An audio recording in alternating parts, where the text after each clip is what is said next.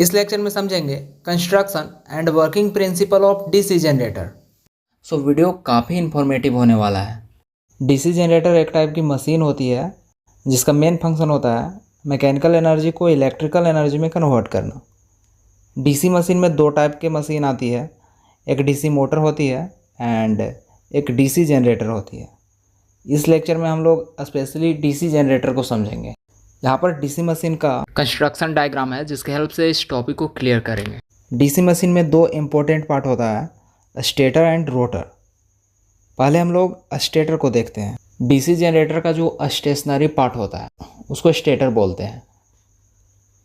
इसमें जो outer portion है उसको योक और फ्रेम बोलते हैं। मशीन में योक का इम्पोर्टेंट रोल होता है। योक का यूज़ मशीन को मैकेनिकल स्ट्रेंथ प्रोवाइड करने के लिए किया जाता है एंड उसको मैकेनिकल डैमेज से प्रोटेक्ट करता है। जो फ्रेम है वो पोल कोर को सपोर्ट प्रोवाइड करता है and it provides low reluctance path for the magnetic flux. And यहाँ पर डीसी मशीन का स्टेटर कोर है जहाँ पर पोल्स प्रेजेंट रहता है। पोल्स का स्ट्रक्चर कुछ इस तरह होता है। इस पोर्शन को पोल कोर बोलते हैं एंड इस पोर्शन को पोल शू बोलते हैं। स्टेटर कोर को बनाने के लिए लेमिनेटेड सिलिकॉन स्टील का यूज करते हैं। सिलिकॉन स्टील जो है उसका परमिएबिलिटी काफ़ी हाई होता है एंड अगर मटेरियल का परमिएबिलिटी ज़्यादा रहेगा तो वो मैग्नेटिक फ्लक्स को सपोर्ट करता है, बेटर पाथ प्रोवाइड करता है for the magnetic fluxes. And lamination का मतलब है कि बहुत सारे थिन शीट का अरेंजमेंट होता है। एडी करंट लॉस को रिड्यूस करने के लिए मशीन कोर में लेमिनेशन प्रोवाइड करते हैं। पोल कोर का जो सरफेस है वो कर्व्ड रहता है। Usually pole core and pole shoes are made up of cast steel. जो पोल कोर है उसका डिफरेंट मेन पर्पस होता है। पोल कोर फील्ड कॉइल को और एक्साइटिंग कॉइल को सपोर्ट करता है, मैग्नेटिक फ्लक्स को स्प्रेड करता है ओवर द आर्मेचर पेरिफेरी। मतलब एक्साइटिंग वाइंडिंग के कारण जो मैग्नेटिक फ्लक्स प्रोड्यूस होगी उसको आर्मेचर पेरिफेरी पे स्प्रेड करता है। पोल कोर मैग्नेटिक सर्किट के क्रॉस सेक्शन एरिया को इंक्रीज करता है जिससे मैग्नेटिक पाथ का जो रिलक्टेंस है वो रिड्यूस होता है। This are important features of pole core. Pole core के अराउंड फील्ड वाइंडिंग प्लेस्ड रहता है जिसको एक्साइटिंग वाइंडिंग भी बोलते हैं। फील्ड वाइंडिंग का मेन पर्पस होता है मैग्नेटिक फ्लक्स को प्रोड्यूस करना। फील्ड कॉइल को बनाने के लिए इनामेल्ड कॉपर वायर का यूज करते हैं। कॉइल के ऊपर इनेमल का कोटिंग किया हुआ रहता है। पोल्स पर जो फील्ड कॉइल प्लेस्ड रहता है वो सीरीज में कनेक्ट रहता है एंड अरेंजमेंट कुछ इस तरह करते हैं कि जब कोर मैग्नेटाइज्ड होगा तो दो एडजेसेंट पोल्स के बीच ऑपोजिट पोलैरिटी होगा। अब हम लोग बात करेंगे आर्मेचर की। The rotating part of the DC machine और DC generator is called armature.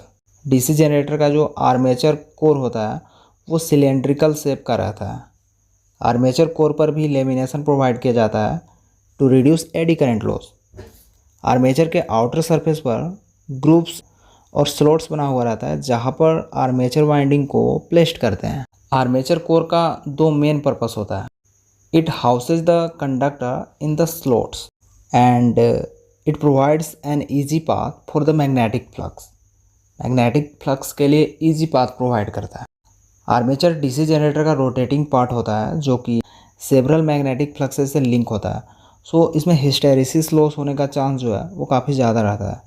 इसलिए इसको बनाने के लिए लेमिनेटेड सिलिकॉन स्टील का यूज़ करते हैं जो कि AD current loss and hysteresis loss को रिड्यूस करता है। इसमें आर्मेचर कोर का लेमिनेशन स्टेपिंग जो है वो अबाउट 0.3 to 0.5 मिलीमीटर थिक होता है।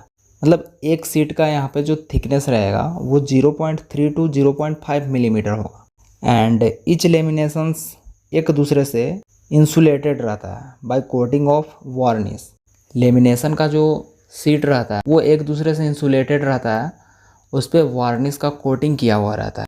आर्मेचर कॉइल के स्लॉट्स में इंसुलेटेड आर्मेचर वाइंडिंग प्लेस्ड रहता है। आर्मेचर वाइंडिंग जहाँ पर प्लेस्ड रहता है वहाँ पर एनर्जी का कन्वर्जन होता है। डीसी जनरेटर के केस में मैकेनिकल पावर इलेक्ट्रिकल पावर में कन्वर्ट होता है। Armature winding are classified into two types, lap winding and wave winding. Lap winding में कंडक्टर कुछ इस तरह कनेक्ट रहता है कि इसमें number of parallel path number of poles के इक्वल होता है। एंड वेव वाइंडिंग में कनेक्टेड कंडक्टर्स दो पैरेलल पाथ में डिवाइड रहता है irrespective of the number of poles of the machine. Lap winding and wave winding पे मेरा एक सेपरेट वीडियो अपलोड है, उस वीडियो को भी आप लोग चेकआउट कर सकते हैं। नेक्स्ट इंपॉर्टेंट पार्ट है कम्यूटेटर। कम्यूटेटर आर्मेचर के साथ रोटेट करता है एंड कम्यूटेटर सिलेंड्रिकल शेप का होता है एंड इसको बनाने के लिए हार्ड ड्रोन कॉपर बार्स का यूज करते हैं।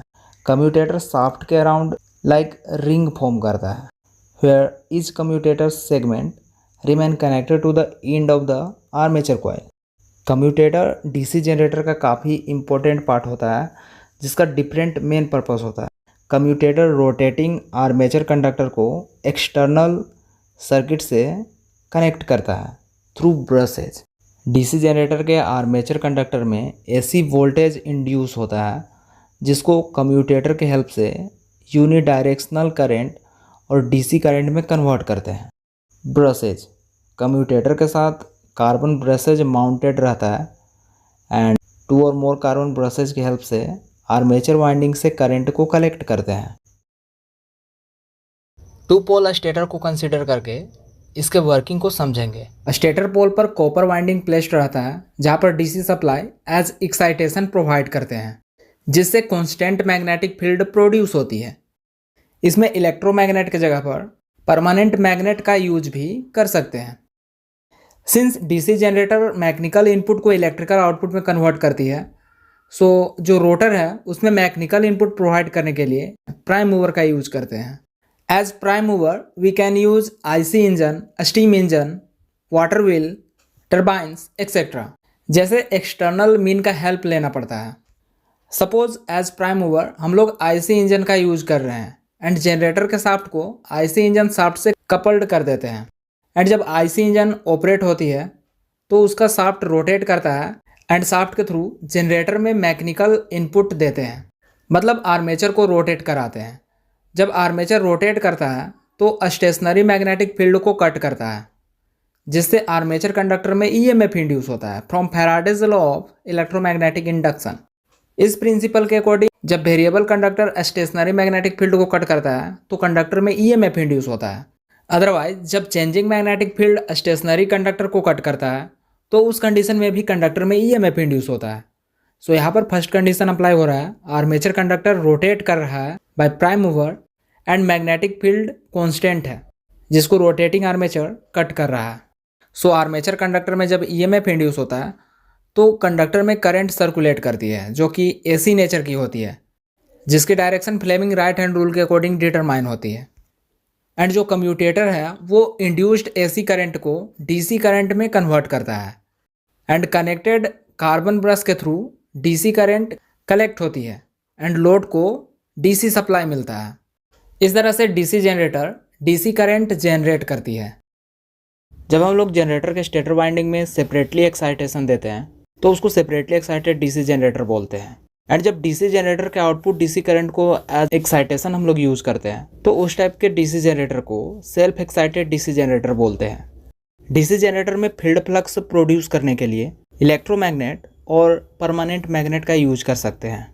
यूजुअली लार्ज डीसी जनरेटर्स जो होती है उसमें इलेक्ट्रोमैग्नेट्स का यूज किया जाता है।